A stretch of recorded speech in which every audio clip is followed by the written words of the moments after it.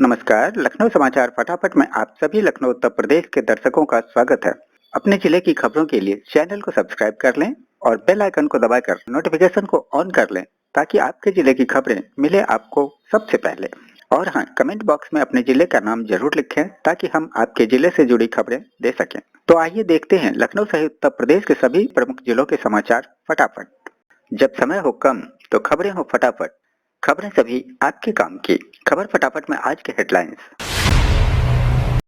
अचानक बदला अमेरिका का रुख, व्हाइट हाउस ने ट्विटर पर पीएम मोदी को किया अनफॉलो। व्हाइट हाउस ने ट्विटर पर पीएम मोदी को किया अनफॉलो। कोरोना संकट के बीच व्हाइट हाउस ने प्रधानमंत्री नरेंद्र मोदी को ट्विटर पर फॉलो करने के कुछ दिन बाद ही अनफॉलो कर दिया है। भारत ने हाइड्रोक्सीक्लोरोक्विन दवाई लेकर अमेरिका की मदद की थी। इसी के कुछ दिन बाद व्हाइट हाउस ने 10 अप्रैल को पीएम मोदी को भारत के 5 ट्विटर हैंडल पर फॉलो करना शुरू किया था, लेकिन अब व्हाइट हाउस ने इन सभी को अनफॉलो कर दिया है। व्हाइट हाउस ने जिस ट्विटर अकाउंट को फॉलो करना शुरू किया था उनमें प्रधानमंत्री नरेंद्र मोदी, प्रधानमंत्री कार्यालय, राष्ट्रपति भवन, अमेरिका में भारतीय दूतावास और भारत में अमेरिकी दूतावास शामिल हैं। बिगड़े बोल वाले 2 भाजपा विधायकों को नोटिस जारी। भारतीय जनता पार्टी ने बरहज देवरिया के विधायक सुरेश तिवारी और गोपामऊ हरदोई के विधायक श्याम प्रकाश को नोटिस जारी किया है। इसे लेकर मंत्री सिद्धार्थनाथ सिंह ने भी बयान दिए हैं। उन्होंने कहा कि भाजपा अध्यक्ष ने स्पष्ट कर दिया है कि ऐसा कुछ भी कहने वाले सदस्यों के खिलाफ कार्रवाई की जाएगी। इसके बाद प्रदेश अध्यक्ष ने भी उनके खिलाफ तत्काल कार्रवाई की है। उन्होंने कहा कि किसी को भी ऐसी बातें करने का अधिकार नहीं है जिससे समाज विभाजित होता हो। मालूम हो कि समुदाय विशेष के विक्रेताओं से सब्जी नहीं खरीदने की बात कहने पर विधायक सुरेश तिवारी को भाजपा राष्ट्रीय अध्यक्ष जेपी नड्डा और यूपी के प्रदेश अध्यक्ष स्वतंत्र देव सिंह ने अलग अलग नोटिस जारी किया है। आधार अपडेट कराना अब हुआ और आसान, 20,000 सामान्य सेवा केंद्रों को सरकार ने दी मंजूरी। आधार कार्ड में बदलाव को लेकर भारतीय विशिष्ट पहचान प्राधिकरण UIDAI ने बड़ा फैसला लिया है। UIDAI ने बैंकिंग संवाददाता के तौर पर काम कर रहे 20,000 सामान्य सेवा केंद्रों को आधार अपडेट करने की अनुमति दे दी है। अब लोगों के लिए आधार अपडेट कराना पहले से ज्यादा आसान हो जाएगा। हालांकि इन केंद्रों को सिर्फ डेमोग्राफिक अपडेट की सुविधा ही दी जाएगी। भारतीय रिजर्व बैंक ने 68,000 करोड़ रुपए बट्टे खाते में डाले। बैंकों से कर्ज लेकर हजम करने वाले देश के 50 सबसे बड़े बकायादारों से पैसा वसूली की आस छोड़ दी गई है। बैंकों ने इन लोगों के पास कर्ज के रूप में फंसे 68,660 करोड़ रुपए को तकनीकी तौर पर राइट ऑफ कर दिया है, यानी कि बट्टे खाते में डाल दिया है। इसी सूची में भगोड़ा हीरा कारोबारी मेहुल चौकसी पहले नंबर पे हैं, जबकि भगोड़े शराब कारोबारी विजय माल्या का नाम भी इसमें शामिल है। दरअसल यह खुलासा भारतीय रिजर्व बैंक RBI की तरफ से RTI कार्यकर्ता साकेत गोखले की एक रिट पर दिए गए जवाब से हुआ है। देश भर के स्कूल सेफ्टी गाइडलाइन के तहत खोले जाएंगे, तिथि तय नहीं, निशंक। मानव संसाधन विकास मंत्री रमेश पोखरियाल निशंक ने मंगलवार को कहा कि देश के स्कूल सेफ्टी गाइडलाइन के तहत खोले जाएंगे। 23 राज्यों के शिक्षा मंत्रियों के साथ वीडियो कॉन्फ्रेंसिंग के जरिए बैठक के दौरान उन्होंने यह बात कही। हालांकि उन्होंने यह नहीं बताया कि स्कूल कब तक खोले जा सकते हैं। निशंक ने बताया कि लॉकडाउन में किताबों की दुकानों को खोलने को शामिल किया गया है। ऑटोमोबाइल्स डीलर ने लॉकडाउन के दौरान डंप हुई BS4 वाहनों को ऐसे लगाया ठिकाने। स्टाफ और घर वालों को बेची गाड़ियां। अब आप इन्हें खरीद सकते हैं सेकेंड हैंड दामों पर। बिल्कुल नई कार। करोड़ों रुपए के BS4 वाहनों को कबाड़ होने के डर से घबराए वाहन डीलर्स ने लॉकडाउन के दौरान ऐसे वाहनों को ठिकाने लगाने का जुगाड़ ढूंढ लिया है। डीलर्स ने स्टॉक में पड़े BS4 वाहनों को खुद ही खरीद कर रजिस्ट्रेशन कराना शुरू कर दिया है। डीलर्स ने तरकीब निकालते हुए इन वाहनों को अपने स्टाफ परिजनों के नाम से रजिस्टर्ड करवा दिया है। ये हाल किसी एक शहर का नहीं बल्कि लगभग सभी राज्यों में डीलर्स ने इस हथकंडे को अपनाया है। डीलर्स का कहना है कि कंपनियों ने डीलर्स से BS4 वाहनों को वापस लेने से मना कर दिया था, जिसके चलते डीलर्स की मजबूरी बन गई है। डीलर्स का कहना है कि इन वाहनों ने हमारे रातों की नींद उड़ा दी थी, क्योंकि लॉकडाउन के चलते कंपनियों के शोरूम बंद हैं और सरकार पहले ही 1 मई तक BS4 गाड़ियों के रजिस्ट्रेशन की समय सीमा तय कर चुकी है। ऐसे में ये सभी वाहन कबाड़ हो जाएंगे। उनका कहना है कि इन वाहनों को कबाड़ होने से बचाने और नुकसान कम करने के लिए यह कदम उठाना पड़ा है। आलम यह है कि एक व्यक्ति के नाम पर 15 गाड़ियां तक रजिस्टर्ड कराई गई हैं। यहाँ तक कि महिलाओं के नाम पर कई गाड़ियों का रजिस्ट्रेशन कराया गया है। अब इन गाड़ियों को सेकेंड हैंड के तौर पे बेचा जाएगा। उनका कहना है कि यह ग्राहकों के लिए भी फायदेमंद होगा कि उन्हें 0 किलोमीटर चली गाड़ियां कम कीमत में मिलेगी। उनका कहना है कि हमें मार्जिन की चिंता नहीं है, कम से कम हमारी लागत तो वसूल हो जाएगी। बरेली के शहबाजपुर में मिला कोरोना संक्रमित, परिवार के 27 लोग समेत 38 क्वारंटीन, गांव सील। बरेली के हजियापुर में कोरोना संक्रमित मिलने के बाद अगले ही दिन जिले में कोरोना संक्रमण का तीसरा मामला गांव में निकला। आंवला तहसील और रामनगर ब्लॉक के गांव शहबाजपुर सपल्ली में मुंबई से आए युवक की रिपोर्ट पॉजिटिव आने के बाद स्वास्थ्य विभाग की टीम ने उसके परिवार के सभी सदस्यों को अस्पताल में क्वारंटीन कराकर जांच के लिए उनके सैंपल लिए हैं। गाँव को सील कर दिया गया है। स्वास्थ्य विभाग के मुताबिक संक्रमित युवक और उसका साथी 26 अप्रैल की शाम को मुंबई से एक हॉटस्पॉट एरिया से निकलकर गांव लौटे थे। मुंबई के हॉट स्पॉट से अंगूर के ट्रक में छिपकर बरेली आया संक्रमित, गांव वालों ने जांच के लिए भेजा। मुंबई के हॉट स्पॉट एरिया से कोरोना का संक्रमण लेकर बरेली लौटा युवक ने शहर के डेलापीर मंडी से लेकर अपने गांव तक खतरे के कई पड़ाव छोड़ गया है। मुंबई में ठेला लगाकर जूस बेचने वाला यह युवक 2 दिन पहले ही एक साथी के साथ अंगूर के एक ट्रक में छिपकर बरेली तक पहुंचा था। यह ट्रक बरेली की डेलीपार मंडी में अनलोड हुआ। यह तथ्य सामने आने के बाद पुलिस प्रशासन के स्वास्थ्य विभाग के अफसर अलर्ट हो गए हैं। अंदेशा इस बात का है कि मुंबई से बरेली तक के लंबे सफर में संक्रमित युवक और ड्राइवर हेल्पर समेत ट्रक के सवार दूसरे लोग जरूर आपस में एक दूसरे के संपर्क में आए होंगे।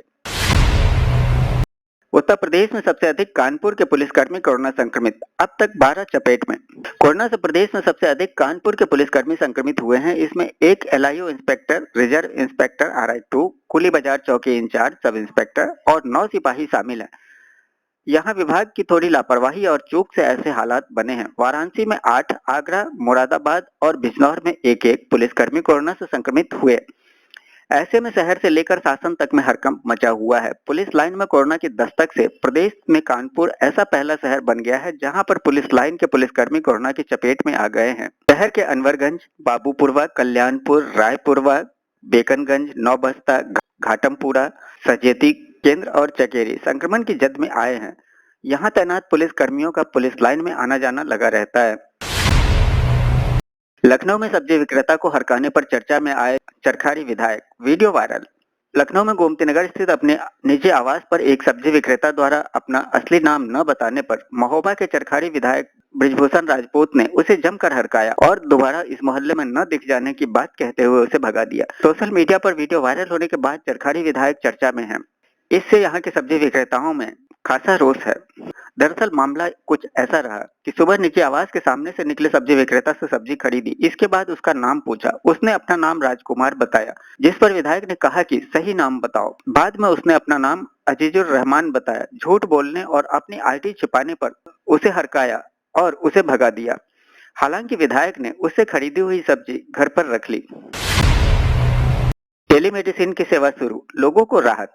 लॉकडाउन के दौरान डॉक्टरी परामर्श न मिलने से परेशान लोगों को राहत दिलाने के लिए प्रशासन ने टेलीमेडिसिन सेवा शुरू की है। इंडियन मेडिकल एसोसिएशन IMA और नर्सिंग होम ओनर एसोसिएशन के साथ मिलकर शुरू की गई इस सेवा में आम लोग घर बैठे ही डॉक्टरों से टेलीफोन पर परामर्श ले सकेंगे। यह जानकारी लखनऊ के जिलाधिकारी अभिषेक प्रकाश ने दी। उन्होंने बताया कि इस सेवा से फिलहाल IMA लखनऊ से जुड़े 12 डॉक्टरों की टीम और नर्सिंग होम ओनर एसोसिएशन के 5 डॉक्टरों की टीम के नंबर जारी किए जा रहे हैं। इस दौरान आम लोगों को अपने घर में रहने की सलाह दी जाएगी। हेल्पलाइन जारी करने का उद्देश्य आम लोगों को उनके सवालों का जवाब एवं मेडिकल सलाह देना है। मीट एट आगरा, चीन में पैठ जमाएगा देसी जूता। जूता निर्यातकों की ओर से मीट एट आगरा का 14वां आयोजन अक्टूबर के अंत में होगा। इस 3 दिवसीय कार्यक्रम में हर वर्ष की तरह फुटवेयर, मशीनरी, कंपोनेंट की नई तकनीक देखने को मिलेगी। हालांकि इस बार ये अलग होगा। कोरोना और लॉकडाउन के कारण उद्योग की हालत ठीक नहीं है। उधर चीन को भी कोरोना से फजीहत झेलनी पड़ रही है। चीन को संभावित नुकसान को उद्यमी अपने फायदे में बदलने की कोशिश करेंगे। मीट में नई कंपनियों को आमंत्रित करने की योजना है। ज्यादा से ज्यादा विदेशी निवेश लाने का प्रयास होगा। मुस्लिम सब्जी विक्रेता को हड़काते हुए भाजपा विधायक का वीडियो वायरल, इलाके में न आने की कह रहे थे बात। भाजपा विधायक ब्रिजभूषण शरण सिंह का एक वीडियो वायरल हो रहा है जिसमें वह एक मुस्लिम सब्जी विक्रेता को हड़काते हुए नजर आ रहे हैं। इनका कहना है कि मुस्लिम सब्जी विक्रेता अपना नाम बदल के इलाके में घूम रहा था और नाम पूछने पर झूठ बोल रहा था। वीडियो वायरल होने पर भाजपा विधायक ने खुद इसकी पुष्टि की है। रमजान में घर पहुंचने की चाहत, लॉकडाउन के चलते लंबे सफर पर पैदल ही निकल पड़े कामगार। लॉकडाउन के चलते दूसरे राज्यों में रहने वाले कामगारों का सब्र का बांध टूट चुका है। उन्होंने पैदल ही अपनी मंजिल तय करने की ठान ली। लोग रमजान में अपने घर तक जाना चाहते हैं। किसी को बिहार जाना है तो किसी को सहारनपुर तक पहुंचना है। रास्ते में खाने पीने का सामान भी नहीं मिल पा रहा है। लॉकडाउन का पहला चरण खत्म होने के बाद भी दूसरे प्रदेशों में फंसे हुए हैं। मंगलवार को ऐसे ही कामगारों का एक दल NH2 पर सिकंदरा के पास मिला। 20 लोगों के दल में ज्यादातर सदस्य मुस्लिम थे। उनका कहना था कि वह जयपुर से बिहार जाने के लिए निकले हैं। दूसरा दल 10 लोगों का था। यह लोग अजमेर से सहारनपुर जाने के लिए निकले हैं। उनका कहना है कि अब तो घर पर पहुंचकर ही रोजा रखेंगे। सहारनपुर के मोहम्मद अरशद बताते हैं कि तकरीबन 400 किलोमीटर का सफर तय किया है। अब तो ट्रक वाले भी नहीं बैठाते हैं। अजमेर में फैक्ट्री में काम करते हैं, अब घर लौटना चाहते हैं। वहीं गया बिहार के रहने वाले आसिम अंसारी का कहना है कि जयपुर में 5 साल से रह रहे थे। लॉकडाउन शुरू होने पर उम्मीद थी कि 5 अप्रैल को घर लौट जाएंगे, लेकिन अब रमजान में अपने घर जाने के लिए निकले हैं। कई जगह पुलिस ने रोका, मगर हमें घर पहुंचना है। कहीं लॉकडाउन का पालन तो कहीं उल्लंघन। कानपुर के आसपास के जिलों का ये है हाल। देश व प्रदेश में कोरोना मरीजों की संख्या तेजी से बढ़ती जा रही है। इसके बावजूद लोग मनमानी करने से बाज नहीं आ रहे हैं। कानपुर के आसपास के जिलों में पूर्ण लॉकडाउन के बाद भी सड़कों पर वाहन सर पर दौड़ते नजर आए। लोग सोशल डिस्टेंसिंग का पालन भी नहीं कर रहे हैं। ऐसे में चित्रकूट जिले में लॉकडाउन का खुलेआम उल्लंघन हो रहा है। रोक के बावजूद कई स्थानों पर भीड़ लगी दिखाई दी। तो वहीं कानपुर देहात में लॉकडाउन का पालन कराने के लिए पुलिस की सख्ती जारी है। बिना वजह घूम रहे लोगों से पूछताछ करती दिखाई दी पुलिस। जबकि बांदा जिले में बुधवार को हॉटस्पॉट इलाके में चहल पहल दिखाई दी। वाहन बेरोक टोक सड़कों पर दौड़ते दिखाई दिए। वहीं हरदोई जिले के संडीला में बैंक के बाहर धन निकासी के लिए महिलाएं लाइन में लगी दिखाई दी। जिले में लॉकडाउन का पालन किया गया, सड़कों पर सन्नाटा पसरा रहा। नगर निगम की टीम बिना आराम लगातार कर रही है काम, अब टूट रही है हिम्मत। लॉकडाउन को 1 महीने से अधिक हो गया है। इस दौरान लगातार 14 से 16 घंटे ड्यूटी करने वाले उन कर्मचारियों और अधिकारियों की मानसिक और शारीरिक स्थिति अब बिगड़ रही है, जो कम्युनिटी किचन, सैनिटाइजेशन सहित अन्य प्रमुख कामों में लगे हैं। उनको न तो अब तक अवकाश मिला है और न ड्यूटी को लेकर कोई रोस्टर ही बना है। कोरोना संकट के कारण ये लोग अपनी परेशानी खुलकर बता भी नहीं पा रहे हैं, मगर अब समस्या को देखते हुए लखनऊ नगर निगम कर्मचारी संघ आगे आया है। लॉकडाउन के बाद से हर नगर निगम की ओर से हर जोन में कम्युनिटी किचन का संचालन किया जा रहा है। इसके साथ ही संक्रमण को रोकने के लिए पूरे शहर में सैनिटाइजेशन का काम भी हो रहा है। टाइम पास का जबरदस्त तरीका, हरदोई की काव्या ने चित्र में उकेरा लॉकडाउन के दौरान यूं तो विद्यालयों की ओर से ऑनलाइन पढ़ाई की व्यवस्था की गई है, लेकिन घरों में रह रहे अधिकांश बच्चे खेल कूद के लिए भी नहीं निकल पा रहे हैं। बड़ी संख्या में बच्चों ने लॉकडाउन के दौरान घरों में रहकर खुद में छपी प्रतिभा को निखारा है। हरदोई जिले के Saint James Senior Secondary School में पढ़ने वाली काव्या गुप्ता ने भी इस दौरान वेस्ट मटेरियल से बेहतरीन गुलदस्ता फ्लावर पॉट बना डाला, तो लॉकडाउन से जुड़ी चित्रकारी भी कर डाली।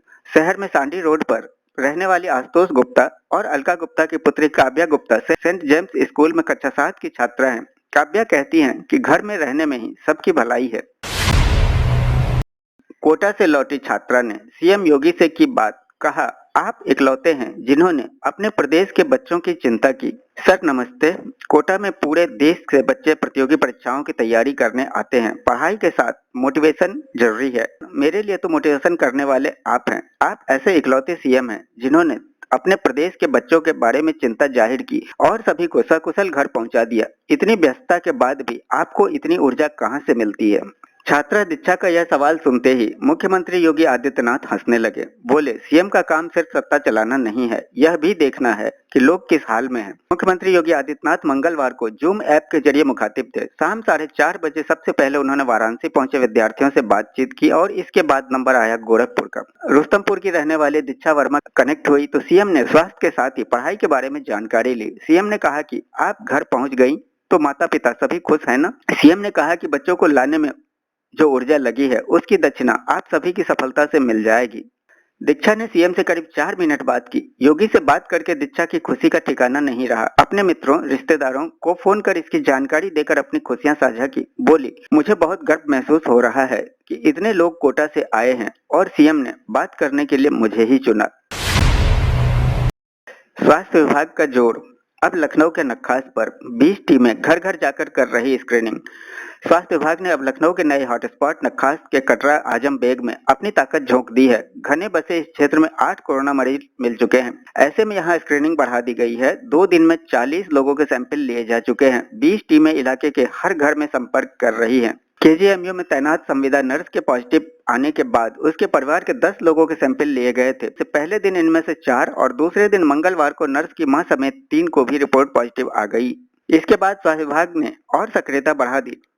टीम स्क्रीनिंग के दौरान आसपास के लोगों से पूछताछ भी कर रही है। हालांकि स्वास्थ्य विभाग को कोई खास जानकारी नहीं मिल पाई है। कानपुर में कोरोना से स्वास्थ्य विभाग परेशान, अब लिया ये फैसला। अब भर्ती करके सैंपल लेंगे, नेगेटिव रिपोर्ट आने पर ही छोड़ेंगे।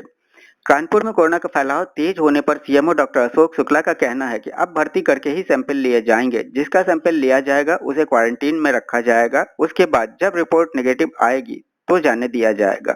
इसके साथ ही स्वास्थ्य विभाग क्वारंटीन हाउस की क्षमता और संख्या बढ़ाने में जुट गया है। मंगलवार देर रात तक 260 लोगों के सैंपल लिए गए। इसके साथ ही हॉटस्पॉट में थर्मल स्क्रीनिंग बढ़ा दी गई है। मंगलवार शाम हैलेट में एक नॉन पीजी जूनियर डॉक्टर के कोरोना पॉजिटिव निकलने से मेडिकल कॉलेज में तो हड़कंप मच ही गया है। स्वास्थ्य विभाग के हाथ पैर फूल गए हैं। सीएमओ डॉक्टर शुक्ला ने डॉक्टर का पॉजिटिव निकलना चिंता का विषय बताया है। कलेक्टरगंज के नया हॉटस्पॉट बनने के बाद रात भर सर्वे टीम वहां सैंपल लेती रही। इसके साथ ही थर्मल स्क्रीनिंग भी की गई। लॉकडाउन के दौरान ऑनलाइन खोजी जा रही वो चीजें जिन्हें पूछते भी नहीं थे लोग। लॉकडाउन से दुनिया की आधी आबादी अपने घरों में ही कैद है। इस लॉकडाउन ने लोगों को आत्मनिर्भर तो बना ही दिया है। उन अधिकतर कामों को लोग खुद ही कर रहे हैं जिनके लिए वे कभी दूसरों पर निर्भर थे। आपको जानकर हैरानी होगी कि जिन चीजों को लोग पूछते भी नहीं थे उन्हीं चीजों को लॉकडाउन के दौरान सबसे ज्यादा सर्च किया जा रहा है। जैसे कि खुद से बाल कैसे काटें। इस टॉपिक पर लोग जमकर इंटरनेट खंगाल रहे हैं। वहीं बेरोजगारी का आवेदन, भारत ही नहीं पूरी दुनिया में यूजर्स गूगल पर बेरोजगारी का आवेदन के बारे में सर्च कर रहे हैं। खुद से बाल कैसे काटें। आंकड़े बताते हैं कि 26 फरवरी तक खुद से बाल काटने के बारे में लोग चर्चा भी नहीं करते थे, लेकिन अगले 2 महीने में लोग गूगल और यूट्यूब पर तो खुद से बाल काटने के तरीके ढूंढ ही रहे हैं। इसके अलावा लोग ऐसे टूल्स के बारे में भी सर्च कर रहे हैं जिनकी मदद से घर पर बाल काटे जा सकें। जबकि कई लोग लॉकडाउन में ऑनलाइन विटामिन सी की गोलियों के बारे में भी खूब सर्च कर रहे हैं। वहीं 5 जून 2019 तक टिकटॉक लाइट को लेकर लगभग शून्य सर्च था, लेकिन लॉकडाउन की अवधि में इसमें 531% की वृद्धि हुई है। बता दें कि लॉकडाउन के कारण शॉर्ट वीडियो ऐप टिकटॉक की डाउनलोडिंग 100 करोड़ के आंकड़े को पार कर चुकी है। पिछले 30 दिनों में नेल किट को लेकर हुए सर्च में भी 431% का इजाफा हुआ है। आम दिनों में लोग ब्यूटी पार्लर या सैलून में जाकर नाखून कटवाते थे। लॉकडाउन के कारण सभी जिम बंद है। ऐसे में लोगों को घर पर ही एक्सरसाइज करना पड़ रहा है, जिसके लिए लोग डंबल्स को लेकर भी खूब सर्च कर रहे हैं। डंबल्स को लेकर सर्चेज में घर पर डंबल कैसे बनाएं भी खूब देखा जा रहा है। भारत समेत कई देशों में घर पर बने मास्क को लेकर जोर दिया जा रहा है। इसके अलावा कपड़े की सिलाई करने वाली दुकानें भी बंद है। ऐसे में लोग सिलाई सीखने के लिए भी गूगल पर सर्च कर रहे हैं। लॉकडाउन में बर्गर पिज्जा के शौकीन काफी परेशान हैं। ऐसे में ये लोग ब्रेड के लिए खमीर बनाने की विधि को लेकर सर्च कर रहे हैं। इसके सर्चेज में 1006% बढ़े हैं।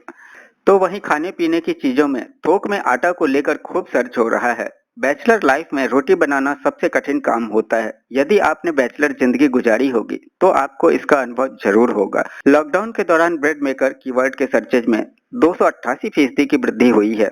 जैसा कि 11 मार्च 2020 तक सिगरेट डिलीवरी को लेकर बहुत कम सर्चेज हो रहे थे, लेकिन 8 अप्रैल तक इसमें 507% की वृद्धि हो गई है। बता दें कि लॉकडाउन में सिगरेट, बीड़ी, पान मसाला जैसी चीजों की दुकानें बंद है। ऐसे में लोग इनकी होम डिलीवरी को लेकर सर्च कर रहे हैं। फैशन से समझौता नहीं करने वाले लोग आइसोलेशन में क्या पहने इसे लेकर भी खासे परेशान हैं। आपने सोशल मीडिया पर कई फैशनेबल मास्क भी देखे होंगे जिन्हें लगाकर लोग घूम रहे हैं। ट्रेंड्स बताते हैं कि आइसोलेशन गाउन को लेकर सर्चेज में 957% की वृद्धि हुई है। तो ये तो थी लोगों की सर्च। अब आप ईमानदारी से कमेंट करके बताएं कि आपने लॉकडाउन के दौरान क्या क्या सर्च किया। 4 धाम यात्रा, 6 माह के लिए खुला केदारनाथ धाम। 11वें ज्योतिर्लिंग की श्री केदारनाथ भगवान के कपाट इस यात्रा वर्ष में मेष लगन पुनर्वसु नक्षत्र में प्रातः 6:10 पर विधि विधान पूर्वक खुल गए हैं।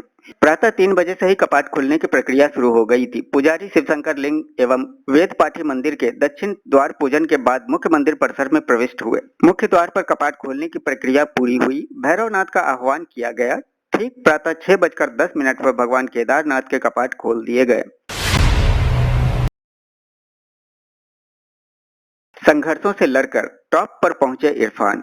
इरफान खान ने बॉलीवुड ही नहीं हॉलीवुड तक में अपने अभिनय की छाप छोड़ी है। उन्होंने अपने अभिनय से हर वर्ग के दर्शकों को प्रभावित किया। 7 फरवरी 1967 को राजस्थान के जयपुर में इरफान का जन्म एक मुस्लिम पठान परिवार में हुआ था। पिछले कुछ समय से वो कैंसर से जूझ रहे थे। बड़े बुजुर्ग भी छूते थे साढ़े 15 वर्षीय सीता के पैर। लॉकडाउन की वजह से छोटे पर्दे पर कई टीवी शोज दोबारा वापसी हुई है। इस कार्यक्रम में सबसे ऊपर नाम आता है रामानंद सागर की रामायण का। पुराने कार्यक्रमों की वापसी के साथ ही हम आपको याद दिला दें कि रामायण भारत में इतना लोकप्रिय हुआ था कि जब इसका एपिसोड आना शुरू होता था तो जो जहां होता था वहीं खड़ा रह जाता था और सब कुछ थम सा जाता था। रामायण में सीता का किरदार निभाया था दीपिका चिखलिया ने।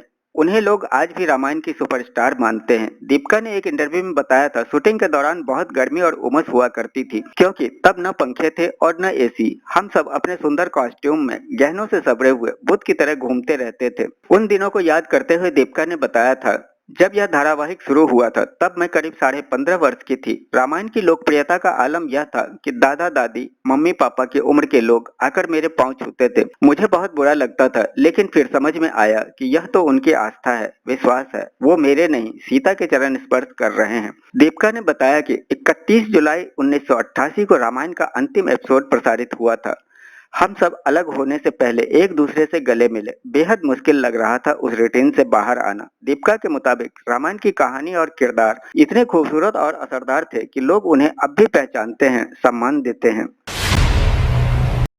सख्त लॉकडाउन के दौरान तैरने को बेताब शख्स ने 7 लाख के मासिक किराए पर लिया पूल। सिंगापुर में सख्त लॉकडाउन के कारण कंडोमिनियम पुल बंद है, जिसके बाद एक ब्रिटिश प्रवासी ने 5,36,435 रुपए मासिक शुल्क पर 1 महीने के लिए स्विमिंग पूल को किराए पर लिया है। वह शुरुआत में पूरे सेंटोसा कोव को 227 करोड़ 38 लाख 77 हजार रुपए वाले बंगले को किराए पर लेना चाहते थे, लेकिन इसका मासिक किराया करीबन 16,11,183 रुपए काफी ज्यादा था, इसलिए यह योजना रद्द कर दी गई थी। सिंगापुर के रियल एस्टेट के एजेंट लेस्टर चेन के अनुसार शख्स केवल पूल का इस्तेमाल करना चाहता था क्योंकि वह उससे काफी करीब है। हालांकि चेन ने अपने ग्राहक की निजी जानकारी देने से मना कर दिया है। उन्होंने ही ब्रिटिश नागरिक को स्विमिंग पूल लीज पर देने में मदद की है। तो ये था लखनऊ व उत्तर प्रदेश के सभी प्रमुख जिलों से खबरें फटाफट। वीडियो को लाइक व शेयर करना न भूलें ताकि आपके जिले से जुड़ी सभी लोगों तक उत्तर प्रदेश की खबरें फटाफट पहुंच सके। फिर मिलते हैं अगले वीडियो में, तब तक के लिए जय हिंद, जय भारत।